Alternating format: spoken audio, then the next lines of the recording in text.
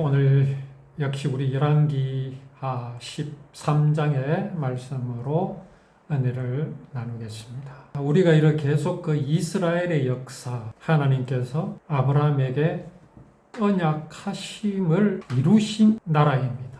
보통 역사가 아니죠. 그러나 분명히 알아야 할 것은 이 역사 자체는 보통의 역사가 아닌 이유는 하나님께서 행하시는 그것을 우리가 볼 수 있기 때문에 이것은 사람의 역사가 아니라 하나님의 행하심을 우리에게 보여주시는 것이기에 보통이 아니다, 이렇게 표현할 수밖에 없습니다. 그러나 여기 이스라엘 사람들이나 왕, 이 사람들이 특별한 게 아닙니다. 우리는 이걸 분명히 알아야 합니다.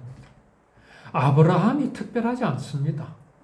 하나님 앞에서 아브라함이나 지금 우리나 하나님께서 사랑하시는 그 분량은요, 조금도 다를 게 없습니다. 나아가서 하나님의 그 사랑으로 이루신 구원을 마음에 영접한 우리나 또 하나님을 믿지 않고 믿지 않을 뿐 아니라 하나님을 조롱하고 하나님을 업신여기는 그 사람들이나 우리가 다르겠습니까? 하나님 앞에서는요, 조금도 다르지 않습니다.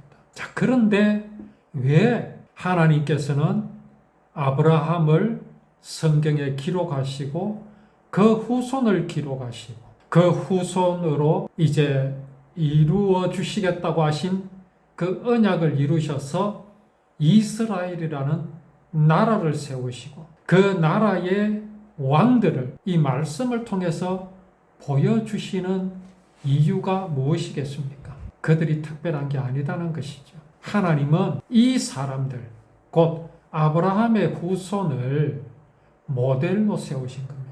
그래서 우리가 보기에도 답답하고 뭐 이런 사람들이 다 있는가 할 정도로 이스라엘 왕들이 타락하고 하는 이런 모습을 보면서 하나님께서 우리에게 보여주시고자 하시는 것을 우리는 진실로 볼 줄 알아야 합니다. 그게 무엇이겠습니까? 내가 보기에도 답답한 이 모습이 내게도 있다는 겁니다. 이게 사람의 모습이라는 사실이죠. 그것을 우리가 알므로써 정말 하나님 앞에서 내가 낮아지고 겸손할 수 있다라는 겁니다. 겸손을 노력함으로 겸손해지는 것은요, 하나님 앞에 겸손함이 아닙니다. 그렇게 겸손해진 사람은요, 그 겸손을 가지고 무엇을 요구합니다. 요구하게 되어 있습니다. 하나님, 저는 겸손하지 않았습니까? 이렇게 하였으니 하나님 내게 뭘 좀 주십시오. 주셔야 하지 않습니까? 그렇게 되어버립니다. 그래서 우리는 이것을 신념과 믿음으로 정확하게 구별을 할 수 있어야 합니다. 신념으로 겸손하는 것은요, 사람이 그렇게 말합니다. 마음을 낮추어라. 마음을 비워라. 그래가 그 마음 비우기 위해서 얼마나 수행을 합니까? 그래가 마음이 비워집니까? 아닙니다. 우리는 마음을 비울 것이 없습니다. 사실은 텅 빈 마음입니다.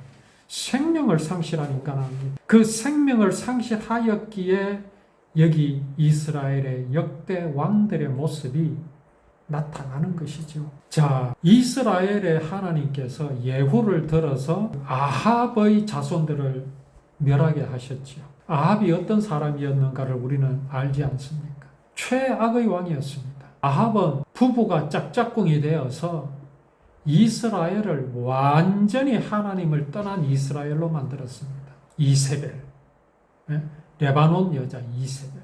또 그 둘 사이에서 낳는 그 아달랴라는 딸은 또 남쪽 유다와 그 남쪽 유다에 또 시집을 갔지요. 여호람이라는 남쪽 유다 왕과 혼인했지 않습니까?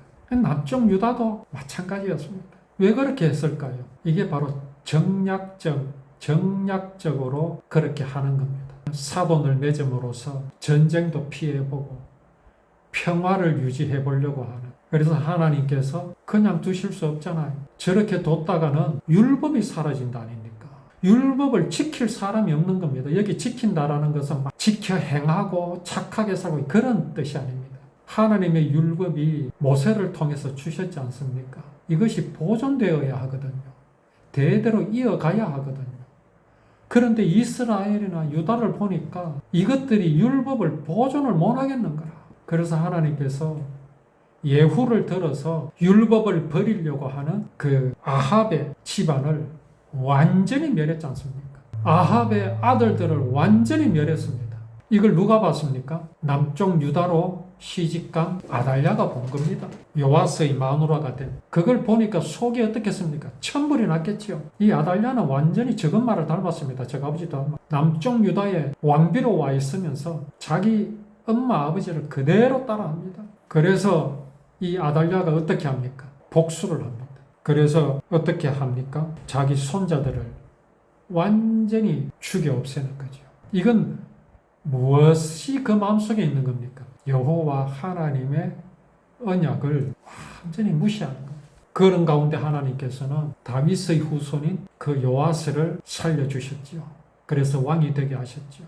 그 요아스가 1살 때 그렇게 이제 그 할머니의 그 살해 가운데서 구원을 받았습니다. 제사장 여호야다의 도움. 7살에 왕이 되었습니다. 23살에 여호야다 제사장이 죽자 요아스는 완전히 돌아서 버렸습니다. 여호야다 제사장의 아들 스가랴가 경고했죠. 이러면 안 됩니다. 그 스가랴까지 죽여버렸습니다. 그래서 이 요아스는요, 그 아람 하사엘이 침공해 왔을 때 아주 그 적은 무리로 침공했었지 않습니까? 그런데 유다 군사가 그렇게 많음에도 불구하고 졌습니다. 심하게 다쳤습니다. 신하들이 요아스를 죽여버렸습니다. 이 역사가 지금 이스라엘과 유다 가운데 계속 일어나고 있습니다. 그 예후가 죽고 난 뒤에 이스라엘의 또 왕이 새로 등장을 하는데 내나 요아스라는 그 이름의 사람이 이스라엘의 왕이 되었습니다. 역시 요아스, 이 사람은 11대 왕이 맞네. 이스라엘의 북쪽 이스라엘 11대 왕인데 그 북쪽 이스라엘의 그 초대 왕인 여로보암의 길을 그대로 따랐다고 성경에 기록되어 있죠. 그래가지고 이 요아스가 죽습니다. 요아스가 죽자 이제 여로보암 2세가 이스라엘의 왕이 됩니다. 그 전에 이제 무슨 일이 있었느냐 하면 엘리사가 병이 들어서 죽게 되었거든요. 이제 요아스가 살아 있을 동안에 죽게 되어서 요아스가 엘리사를 찾아가서 울면서 말합니다. 내 아버지여 이스라엘의 전차와 기병이여. 이렇게 엘리사를 부릅니다. 이런 걸 보면 요아스가 무슨 믿음이 있는 것 같이 보이지 않습니까? 하나님의 선지자가 죽어가니까 울면서 그렇게 말합니다. 도대체 지금 이 사람은 뭘 믿고 있는 것으로 보입니까? 엘리사가 그에게 무엇입니까? 엘리사를 믿는 겁니까? 아니면 엘리사 속에 있는 하나님을 믿는 겁니까? 어떤 사람이 이런 질문을 합니다. 교회에서 말하는 신앙은 무엇인가요? 하나님을 믿는다라는 것은 무엇인가요? 라는 그런 질문을 합니다. 우리가 하나님을 믿는다라고 할 때 정확한 정의가 무엇입니까? 이건 매우 중요합니다. 이걸 모르니까 심판 때에 어떤 말을 듣게 되느냐 하면요. 나더러 주여 주여 하는 자마다 다 천국에 들어갈 것이 아니라는 무서운 말을 듣게 됩니다. 나는 하나님을 믿노라고 하였는데 하나님을 믿노라고 하였을 뿐만 아니라 주의 이름으로 선지자 노릇했습니다. 주의 이름으로 병자도 고쳤습니다. 주의 이름으로 많은 권능도 행했습니다. 그런데 예수님께서 뭐라고 말씀하십니까? 내가 너희를 도무지 알지 못하니 내게서 떠나가라. 그 말씀의 결론으로 뭐를 말씀하십니까? 하나님의 뜻대로 행하는 자라야 천국에 들어갈 수 있다. 이 말씀하셨죠. 여기 북쪽 이스라엘 요아스가 하나님의 선지자 엘리사가 병이 들어서 죽어가는 것을 보고 눈물을 흘리면서 엘리사에게 내 아버지여, 내 아버지여 이렇게 지금 하고 있단 말입니다. 이게 과연 믿음의 고백인가? 그것이 믿음의 고백이라면 무엇을 믿고 있는지 이거 분명히 알아야 합니다. 그 인터넷의 그 지식인이라는 그 네이버에 보면 하나님의 뜻이 무엇인가요? 라는 질문도 많이 올라옵니다. 하나님의 뜻이 무엇입니까? 거기에서 이제 하는 말이 뭐냐 하면 이 답변이라고 올라오는 게 하나님 뜻대로 행하는 자라야 라는 이 말씀을 두고 뭔가를 행해야 되는 것으로 답을 올리는 걸 많이 볼 수 있습니다. 율법을 행한다라고 하니까 전부 내가 뭘 해야 되는 것으로 그렇게 해석을 합니다. 참 이게 잘못된 것이죠. 그래서 하나님의 뜻이라는 것이요 너무나 분명하게 성경에 기록되어 있거든요. 너무나 분명합니다.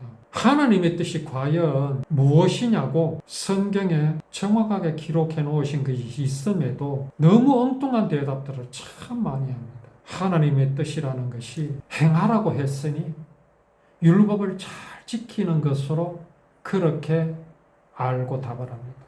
그런데 보십시오. 요한복음 6장 40절에는 예수님께서 직접 말씀하십니다. 내 아버지의 뜻은 이라고 말씀하십니다. 내 아버지의 뜻은 아들을 보고 믿는 자마다 영생을 얻는 이것이다 라고 말씀하십니다. 무슨 말씀입니까?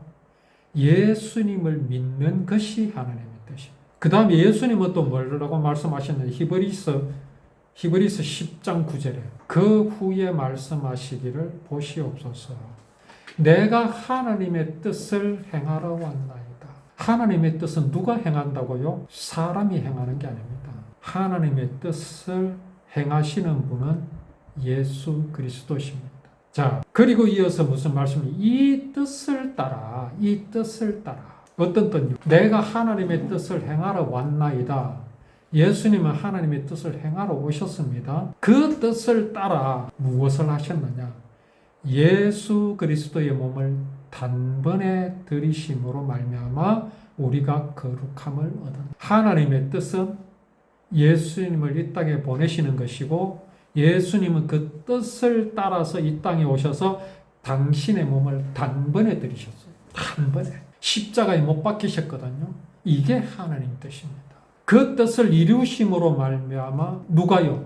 우리가 세상 모든 사람에게 거룩함을 주셨습니다. 이게 하나님 뜻입니다.